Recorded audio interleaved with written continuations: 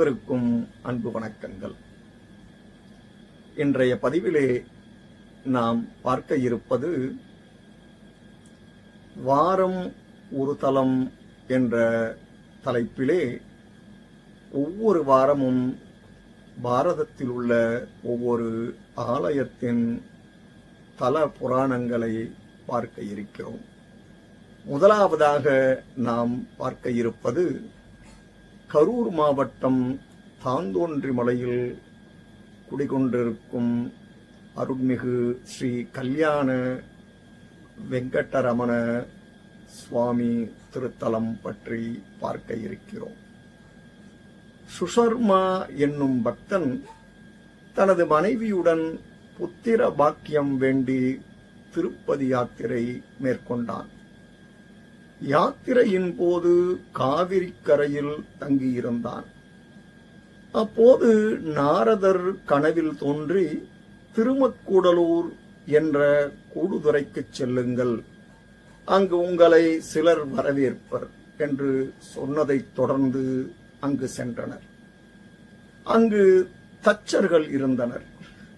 அவர்கள் சுசர்மாவை வரவேற்று கல்வேலை நடக்கும் இம்மலைக்கு அழைத்துச் சென்ற போது மலையில் பிரகாசமான ஒளி ஒன்று கிளம்பியது. இதனையடுத்து பாறை பிளவுண்டு பெருமாள் காட்சி தந்தார். கேட்ட வரத்தையும் அருளையும் தந்தார். அது தவிர ஆதிசேஷனுக்கும் வாயு பகவானுக்கும் நடந்த போட்டியில் சிதறிய திருவேங்கடமலையின் ஒரு பகுதிதான் தாந்தோன்றிமலை என்று கூறப்படுகிறது. இந்த குடைவரை கோயில் கிழக்கிலிருந்து மேற்காக அரை மைல் தூரம் பரவியுள்ள குன்றின் மேல்புறம் அமைந்துள்ளது. இக்குன்று மேல்புறம் உயர்ந்தும் கீழ்ப்புறம் தாழ்ந்தும் அமைந்திருக்கிறது. கருவறையின் குகைக்கு மேலே மலை மீது கட்டப்பட்ட கோபுரம் கம்பீரமாய் பிரகாசிக்கிறது. கருவறையின் நடுவில் உயர்ந்த மேடை ஒன்று உள்ளது. மேடையின் கீழ்ப்புறம் கல்யாண வெங்கடரமண சுவாமி பாறையிலேயே புடைச்சிற்பமாக காட்சியளிக்கிறார். இம்மேடையின் 3 புறங்களிலும் 4 அடி அகலம் நடைபாதை பள்ளமாக செதுக்கப்பட்டுள்ளது. இவை ஏறத்தாழ கிபி 13-14ஆம் நூற்றாண்டுகளில் விஜயநகர பேரரசின் காலத்தில் கட்டப்பட்டதாக தெரிகிறது. நாமக்கல் அருள்மிகு லட்சுமி நரசிம்ம சுவாமி குடவரை கோயிலை காட்டிலும் தாந்தோன்றிமலை குடைவரை சற்று பெரியதாகும்.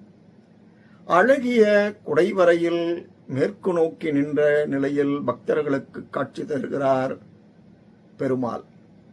லக்ஷ்மியை தனது மார்பில் தாங்கிய நிலையில் பிரம்மாண்ட வடிவுடன் காணப்படுகிறார். தாயாருக்கு இங்கு தனியாக சன்னதி இல்லை. வக்ஷஸ்தலம் என்று சொல்லக்கூடிய சுவாமியின் திருமார்பிலேயே தாயார் வீற்றிருப்பதால் தனியாக இங்கு சன்னதி கிடையாது.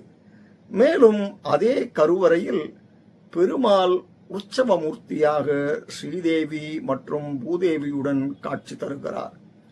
திருப்பதிக்கு சென்று பெருமாளை தரிசிக்க முடியாமல் சோமசர்மா என்ற பக்தன் மிகவும் மனம் வருந்தினான்.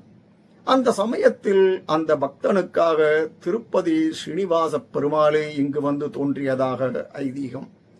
பெருமாள் தானாக தோன்றியதால் இக்கோயில் தாந்தோன்றிமலை என்று பெயர் பெற்றது. காலணி தேய்க்கும் தொழில் செய்யும் பெரியவர்கள் கனவில் பெருமாள் தோன்றி தனது வலது காலுக்கோ அல்லது இடது காலுக்கோ அல்லது 2 காலுக்குமோ அளவு சொல்லி அதேபோல் செய்து கொண்டு வர சொல்கிறார்.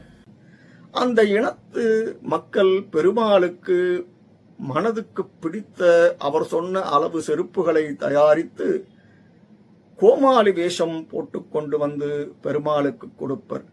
இது இந்த திருக்கோயிலில் விசேஷமான ஒன்று. இதற்கு செம்மாலி சமர்ப்பணம் என்று பெயர். கை கால் பிரச்சனைகள் தீர வேண்டி இந்த திருக்கோயிலுக்கு வந்து வழிபடும் பக்தர்கள் தங்களின் பிரச்சனைகள் தெரிந்தவுடன் சுவாமிக்கு அர்ச்சனை செய்துவிட்டு பிறகு ஒரு கல்லில் தாங்கள் குணம் பெற்ற கை அல்லது காலை அக்கல்லின் மீது வைத்து கை காலின் வடிவத்தை குறித்துக் கொண்டு அதன் மீது அடிப்பர். இந்த வழக்கம் நெடுங்காலமாக இங்கு பின்பற்றப்படுகிறது. உடம்பின் மீது மறு ஏற்பட்டால் நிவர்த்தி செய்ய உப்பு மிளகு வெல்லம் போட்டு பெருமாளை பிரார்த்தனை செய்தல் வேண்டும்.